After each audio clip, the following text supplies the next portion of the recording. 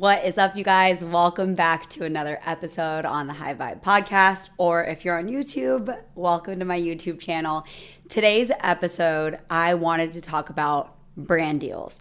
All about the good, the bad, the ugly, what it's like working with brands as a content creator, what it's like being on a campaign from start to finish. I want to take you really behind the scenes and my experience working with brands. So I have made over 6 figures last year working with brands like Walmart, Amazon, Royal Caribbean, Coppertone, and many, many others, but those are just to name a few. So I have had a lot of experience over the last year working with brands in this space, and I took a bunch of notes for you guys, and I will share any resources that I talk about in the description so you can snag anything that I have.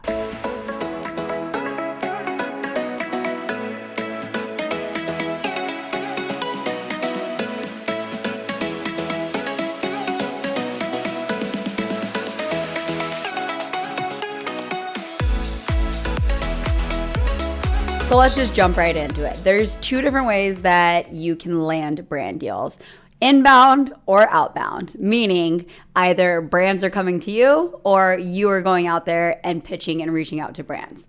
There's no right or wrong way to go about this. I will say that the majority of my brand deals, like 95%, have all been inbound, because what happens is when brands are running campaigns, they only run them certain times of the year, most of the time, and they're looking for specific types of creators.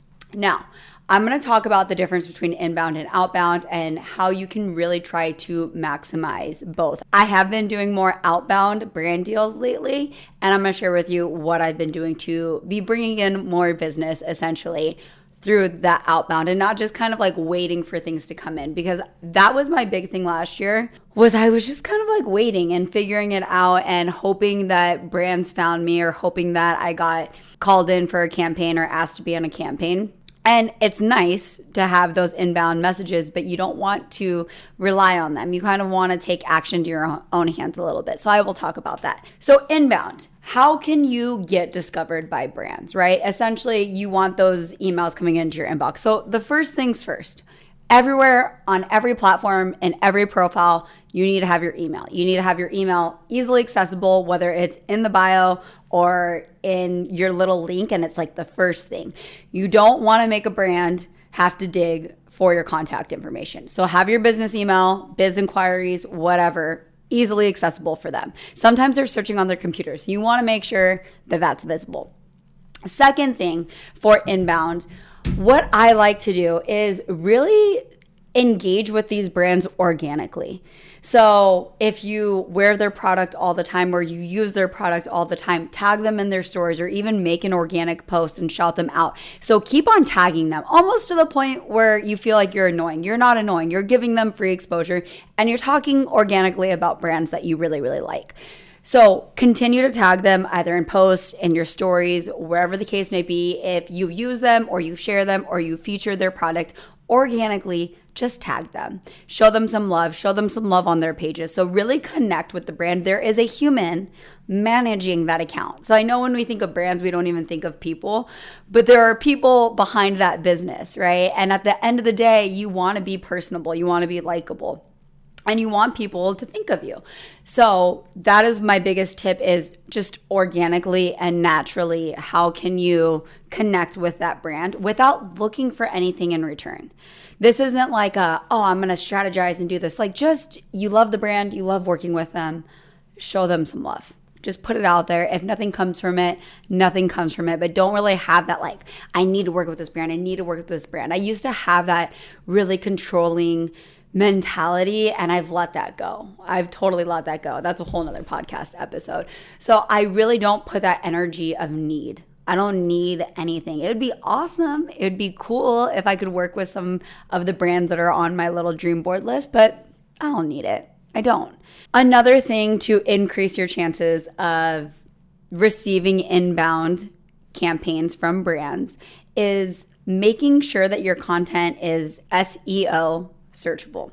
Now, I'm not really perfect at this, but just make sure in your caption that if you're into fashion, that you're talking about that. You're talking about outfits. You're talking about a girl in fashion. You're talking about a woman in your 20s or a woman in your 30s.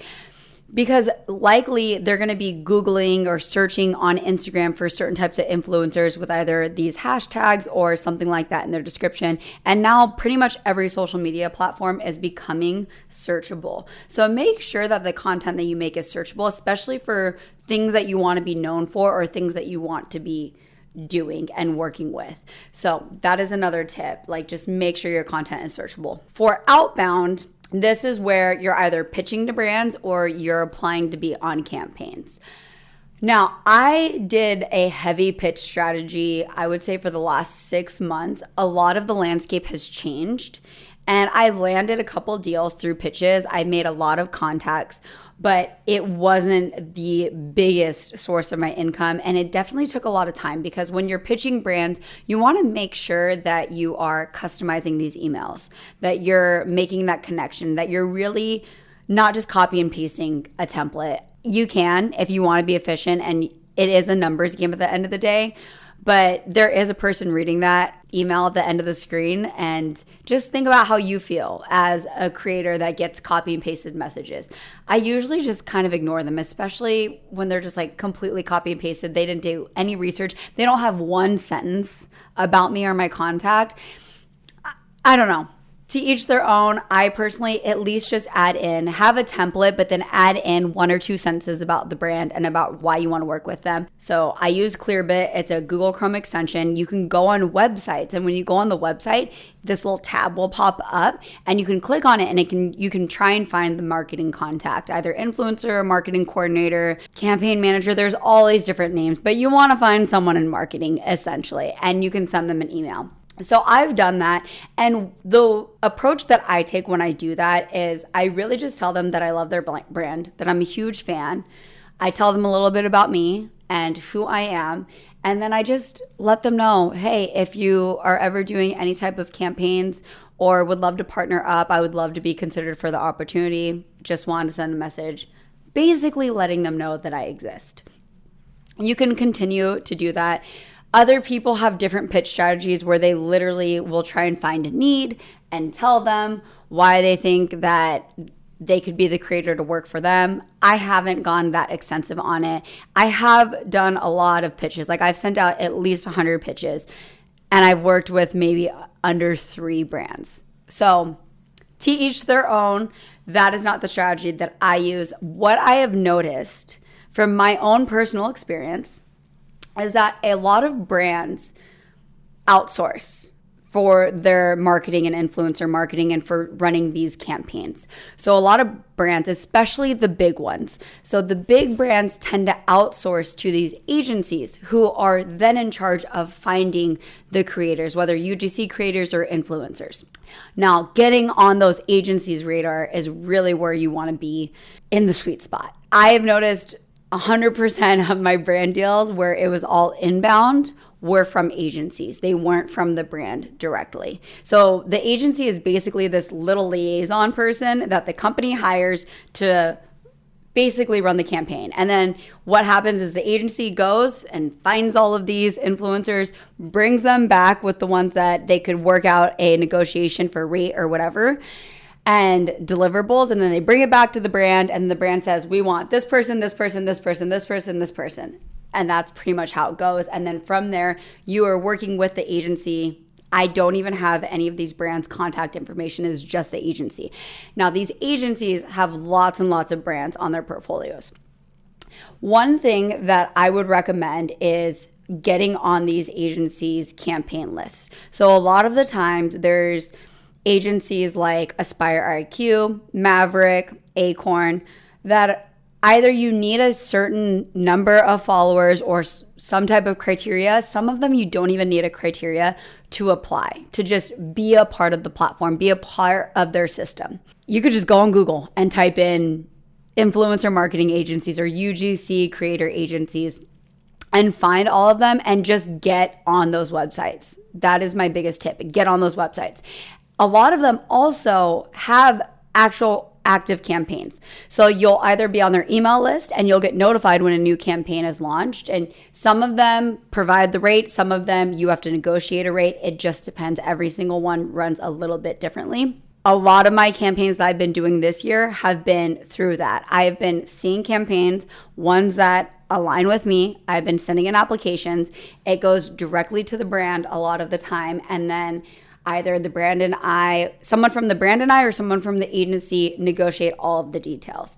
That has been a big part of my income this year. And that is something that I definitely recommend if you are a creator to get on those platforms. The ones that I named are the ones that I am on, but there are so many. Get on as many as you can. You literally, there's no such thing as too many of these platforms. It only just creates more opportunities for you. So either you got an email or you applied to be on a campaign or did a pitching and the brand decides that they want to work with you.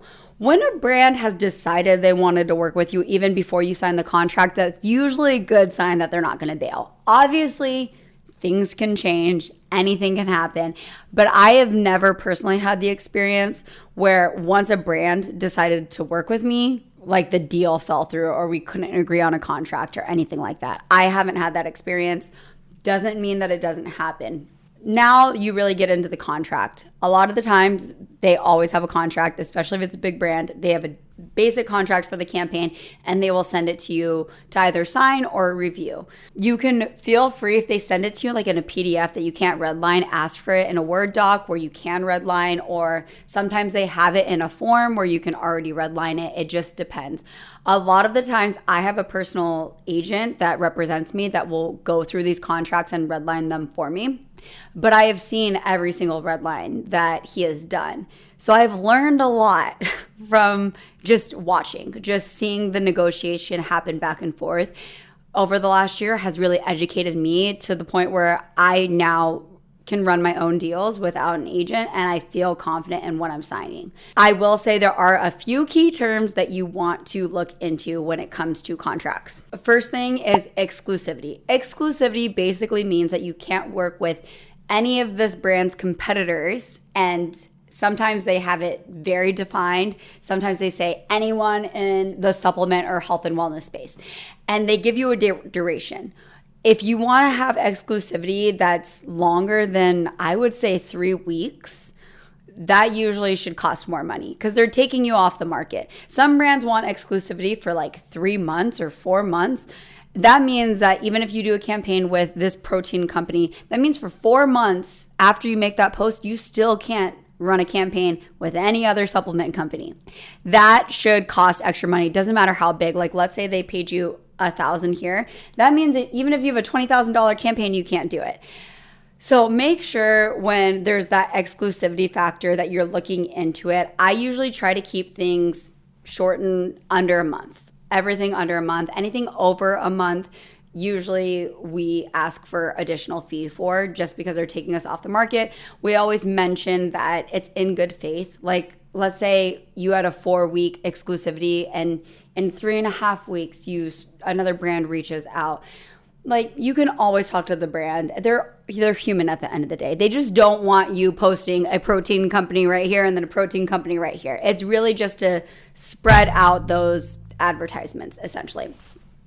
So exclusivity is a big one. Look at that. I like to keep things under a month or at least ask if it's flexible or negotiable for that. Second thing is net payment. Typically for me, net payment, I like to keep it around the 30-day mark, meaning it will say payment in net 30, meaning either when your deliverables are sent in or the campaign is closed, it will say that in the contract. The brand has to pay you within 30 business days. I've done campaigns where it was 45 business days. Sometimes if it's bigger, like a lot of money, it will be 60 business days. It really just depends. I really try to fight from the 60 business days. That means you work with a brand. Let's say it takes you a whole month from start to finish working on this campaign. That means you don't get paid for 60 business days. It's not just 2 months. It's only 5 business days in a week. So it's 5, 10, 15, 20. It's a long time before you see that paycheck. So either ask if you can have half up front or half later, like negotiate that. Some agencies have like a hard deadline and they're like, this is our rule, this is our policy, and there's nothing really you can do about it, but you can try to fight for half now, half later. It's just a long time, in my opinion, to get paid for your work. So I like to keep things around net 30, ideally. Net 30 is always the best, or net 45 if you can try and bring it down from net 60. But net 60 always to me is like absurd. Usage is another thing that you want to look for. Usage basically means what the brand can use your content for. A lot of the times it's reposting organically on their own social media. That's fine. But if they want the rights to it for an entire year to use on commercials and TV ads and all other places of the internet, that should cost extra money. They shouldn't just have full exclusive rights to your content as a creator unless they pay for it. Reshoots. This is something that you want to look into, because sometimes brands will say that they can ask for up to 3 reshoots, which is just a nightmare. Luckily, I've only ever had to reshoot some stories for campaigns, but I've never had to reshoot a video. But reshooting a video is not something that you want to do, because a lot of times you spend all of this time getting ready, going to the location, setting up your home, whatever the case is, and to have to reshoot the video is like, oh, you don't want to do that. So make sure you look when they ask for reshoots in the contract. It will say up to 3 reshoots, mandatory required. Maybe you can counter that and say, can we do 1 reshoot? And then if you want 2 or 3 reshoots, those are going to cost additional fees. Usually, if you are on top of it, like if you're reading the brief and you're seeing what the brand wants, and you read the brief, be a professional, you won't likely have to reshoot. There have been times, I'm going to talk about now, I'm going to veer off from the contract, because those are really the main key things in a contract that you really want to look out for as a creator. And I'm going to talk about kind of like the pros and cons and nightmare stories that I've had working with brands. I've had a lot of really good experiences. There have been agencies that I've worked with. And when I say brands, I really mean the agency that's representing the brand. I've had a lot of good experiences. They've been very professional. They answer all of my questions. And what I will say is, as a creator, be professional. Be likable. Be someone that other people enjoy working with. Be overly communicative. So when I'm working with a brand, I am on top of my emails. They never have to wait more than 1 business day ever. I usually get back to the brand within 24 hours. I am constantly checking my email in the morning and in the evening to make sure that the brand gets a response if they have any edits or anything that they need. If there is a deadline that you cannot make, like let's say every brand has their own timeline. Sometimes they're kind of crazy and absurd and unreasonable. And you have your own life going on before this campaign happened, because a lot of times when campaigns happen, they start right away. Like I just signed contracts and I'm already shooting. So a lot of times they happen right away, and sometimes they just overlap with each other and it's not going to fit with your schedule. So if for some reason you cannot meet a deadline, make sure that you communicate that. You say, hey, this deadline I'm not going to be able to make because of X, Y, and Z. Is it okay if I get you the video no later by this date? Usually they're fine. Usually they're like, yeah, get it to us when you can. That's totally fine. But just make sure you communicate that. Don't be that person where if they want the deadline on this date, you just send it in 3 days late without any explanation. Don't do that. Sometimes in contracts, they actually reduce your rates when you do that. Like you have a late fee. So in contracts, that does happen too. I will say also stand up for yourself.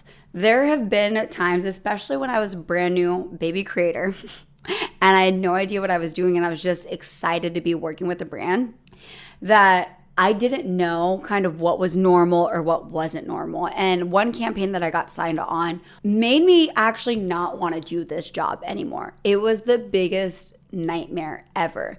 And it was mainly the agency that I was working with. And the agency, I don't know what it was, but every time I've worked on a campaign with this agency, it has never gone smoothly. So that's just the way it is. And it's mainly the people in that agency. They're not talking together. They're not communicating with each other. There was one time where I had to re-edit a video that I did for a campaign, and I went over the brief. I'm the type of person where when companies send you a brief, I read everything. I take notes on everything before I shoot because I don't want to reshoot a video. I don't want to re-edit a video. I want it to be approved and just be done. Because why would you have to do extra work? There was a time where I worked with an agency and they sent me an old brief, and I made sure to include certain things in my video that it said you must include this in the brief. And then when I sent it in, they're like, can she take all of these things out? That's no longer relevant. And I was like, it was in the brief. How is it no longer relevant? And they're like, well, you had an old brief. I only got one brief. Like, you guys, the agency sent me that brief, and now you're telling me that it's my fault. So I've had examples like that where it's been nightmares. And I've had examples where I was working with a brand and I send in my deliverable and they ask for the deliverable within 24 hours. Like, you have to send something in right away. And then it takes them a week to get back to you. And then they send you their edits and they want the edits done by tomorrow. And those are things where, like, especially if it's not in the contract that you have to have a turnaround within 24 hours, stand up for yourself. Because a lot of the times it's just sitting with this agency and they're just like dilly-dallying before they even send it to the brand. So what happens whenever there's those unreasonable deadlines where they're like, can you have this reshot and edited by tomorrow? And obviously I already had stuff going on that day. I will politely send them an email and I'll say, hey, I am unable to make that deadline as I have this, and this going on today, but I can have the video done by this. Will that be okay? Usually they're like, okay, yeah, that's fine. So just make sure if there's things like that that are going to cause you extra stress, like, you stand up for yourself. But with that, be someone that is professional to work with, that is easy to work with, that over delivers, that over communicates. That is so important. And I think that is why I have had a lot of success in this space and also got a lot of repeat brand deals from agencies and brands, is because I've been someone that's easy to work with. Okay. So that is very, very important. There was one thing in the beginning that I wanted to mention, especially if you're a growing, like an up and coming creator. You might get a lot of emails coming in from brands that you can't tell if they're fake or they're real. And I still get those to this day. A lot of the times they're either sent through a system, the ones that you can't tell. They're like sent through a system and it just has like your Instagram handle or something like that. What I like to do is I like to check the domain of the email, make sure it's an actual domain. I will look up the agency to see if it's an actual agency. A lot of the times the ones that seem fake, it's because they're from a foreign country. A lot of the times either in China, South Korea, or India, at least from my experience, where I'm like, is this a real one? So one of the things that I do right away when I get an email, check the domain, and if you think that it might be a legit email, reply and just say, hey, thanks for reaching out. I think I'm interested. Would love to have more information on this campaign, such as the timeline, exact deliverables, usage, and budget you're working with. If you also have a creative campaign that I can take a look at or a creative brief that I can look at, I would love to see it. Thank you. Have a nice day. A lot of times that email weeds out the fake ones, because then you're basically just saying, hey, like, send me all the information of the campaign, send me all the details. And if it's fake, they're not even going to spend time doing that. All right, back to it. After you sign the contract and you're working with a brand, usually you then have to write out your concept. So they'll give you the campaign brief, you read the brief, you're like, okay, this is how they want to market it, this is the story, this is the product. You usually write out a written concept, you send it in for approval. Once it's approved, you get shooting, you shoot the video. You either have to upload your deliverables to their platform or through Dropbox or Google Drive. Everyone's different. The brand approves the video and then you post and you go live. Some brands require invoices. A lot of the bigger ones don't. They just want like your PayPal or your bank information. So it's just different. When I work with smaller brands, they do want an invoice. And honestly, you can literally just make that on Canva. Just go to Canva, type in invoice, type in your services, send it in. So you don't need to make it more complicated than it needs to be. So you can just make that on Canva and send it in. One thing that I really like to use for me, this now costs money. It's called Google Streak, and that helps me keep organized with brand deals. So it's like basically a pipeline that you can have. So I will have all these different stages in my brand deal pipeline, meaning inbound campaign. So everything that's coming in. Anything that I've applied for, I have an outbound stage. If I'm in negotiation phase, I put it in negotiations. If we're in the shooting phase, I put it there. If I've sent in the deliverables or the campaign is done, then I put it into a closed phase. So it helps me know what I need to do. And another thing that I like to do is right when a company sends me their brief, I write down all of the key timelines, like the dates, write down all the key dates, all of the deliverables, all of the due dates. Have a place, have some type of system where you know what you have to get done, because otherwise it's going to drive you nuts, especially if you have multiple campaigns that you have to be shooting. I hope that this was helpful. I hope that this gave you a little bit of insight into what it's like working with brands, negotiating with brands, all of that stuff. I think at the end of the day, be a professional, be a human, be a good human, and be someone that other people want to work with. And when you end a campaign, either with an agency or a brand, send them a thank you email. Send them a note. Let them know that you enjoyed working with them and that you hope to work with them again in future campaigns. Like, just be a human at the end of the day. I think that's the most important thing, because yes, you're working with brands, but humans are the ones that are running these brands, and you want to be someone that other people like to work with. I hope that you treat yourself and you think of yourself as a professional and you act as a professional and you're on top of it. Because I think a lot of the times, like, this space gets a bad rap and people think that we don't do anything except just like shoot content on our phones, and that it couldn't be further from the truth. But there is a lot of other things that it comes to being a creator that you need to master. So working with other people, being on top of your emails, being someone that over delivers, all of those things matter in your career. So I hope this was helpful. Don't forget to like, subscribe, leave a review. Please, please, please leave a review if you found this helpful. It really helps this podcast reach more people. All right. I love you guys. See you next time.